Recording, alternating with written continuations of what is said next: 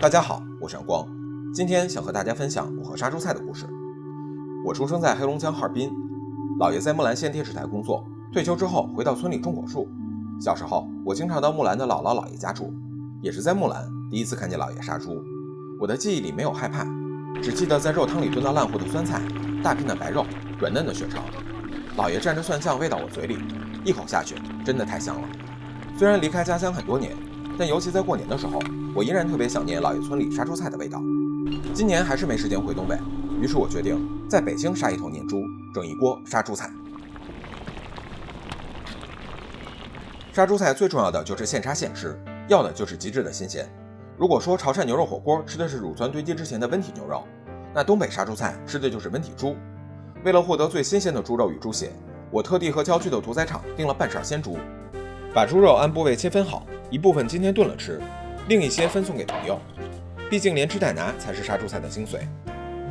骨头汤赋予了杀猪菜浓郁的底色，筒骨焯水之后，至少要熬3个小时，才能彻底释放出浑厚鲜美的风味。这道菜虽然在餐厅里能吃到，但小锅总是差了点意思，还是需要柴火大灶来炖，才有那一口年味儿。脊骨和大块的五花也必不可少，焯水之后也都下到大锅中炖煮。要想理解为什么杀猪菜对于东北的饮食文化如此重要，我们要回到明末清初的东北黑土地。原本东北最主要的族群是女真，也就是满族的主体。明亡金兴，满族入主中原，在短短几年之间，大批的巴西兵丁和眷属一路南下，从容入关。这场大规模的人口迁徙涉及到的具体数字已经无法统计，有学者估计甚至达到了当地人口的90%，但造成的后果就是一向作为东北政治经济中心的辽沈地区人口锐减，熟地变为荒地，城市变为废墟，一时野无农夫，路无商贾。东北实质上经历了一场社会与经济的大崩溃。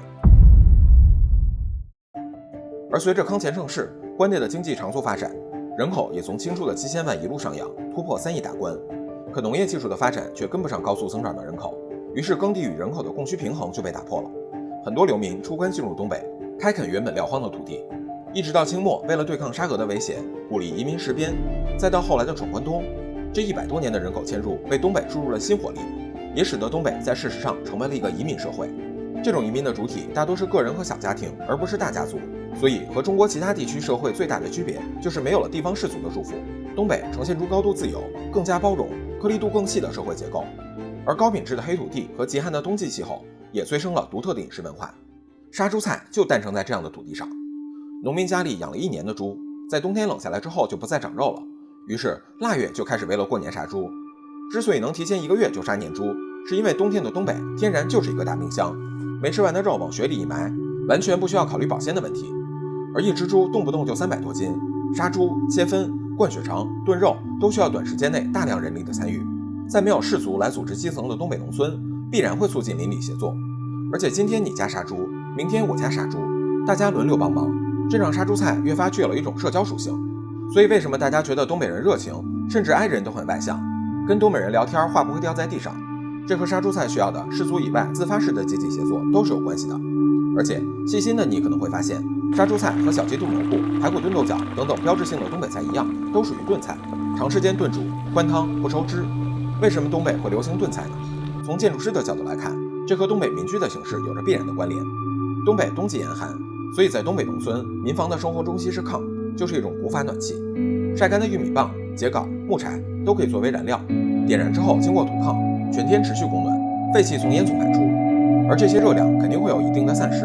为了最大限度利用能量，东北先民把燃烧端设计成了厨房的灶台，所以长时间的慢炖就是一种理性且必然的选择。脊骨和五花肉炖到7、8成熟，筷子能插透，就连汤盛出来，避免氧化脱水。3个小时后，这锅汤就要用来烩酸菜。根部我们先来横片，再叠起来切丝。酸菜比起发酵之前的大白菜，需要更长的炖煮时间。这是因为在发酵过程中，白菜经历了严重的失水和结构变化，乳酸菌发酵产生的酸性环境使纤维素和果胶保持了坚韧的质地，不易分解，所以越炖越香。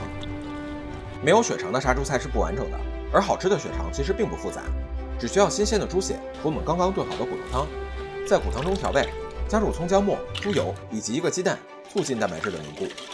再兑入猪血，大概这个粘稠度，灌到清洗干净的猪小肠里面，注意别灌得太满，否则肠一抽缩，血肠就破了。血肠这一看似暗黑的美食背后，也折射出东北菜节俭环保的烹饪哲学。在物质不发达的过去，任何卡路里来源都不能浪费。富含蛋白质的猪血，借用猪肠的形状，脱胎成为一道独特的美食。煮血肠的水不能打开，要完全浸没，低温慢煮，让肠衣慢慢收缩，不易破，也能保持猪血软嫩水润的口感。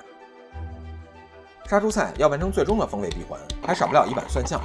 用石臼擂好大蒜，加入酱油，完全浸没蒜泥，避免大蒜素氧化。这道菜的咸度几乎都由这碗蘸料提供，所以酱油的风味特别重要。记得小时候第一次吃杀猪菜，姥爷为了宠我，用的是当时在东北还很稀罕的广式酱油，所以后来每次我做这道菜，也都偏爱记忆里第一次吃过的味道。稍微放一会儿，让酱油充分萃取强劲的大蒜风味。五花肉切薄片，血肠斜切段，都铺在酸菜上，边咕嘟着边吃。我们给碰到的每位邻居也都分了一碗杀猪菜。虽然身在北京，但是我发现，无论你走到哪儿，家乡其实都揣在每个东北人的身上。小时候在木兰农村里那些模糊的回忆，如同雪花一般涌上心头。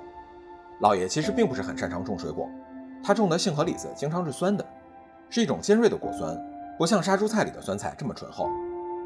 姥爷已经走了很多年，我也好久没吃过酸李子了，但是他做的杀猪菜就是这个味儿。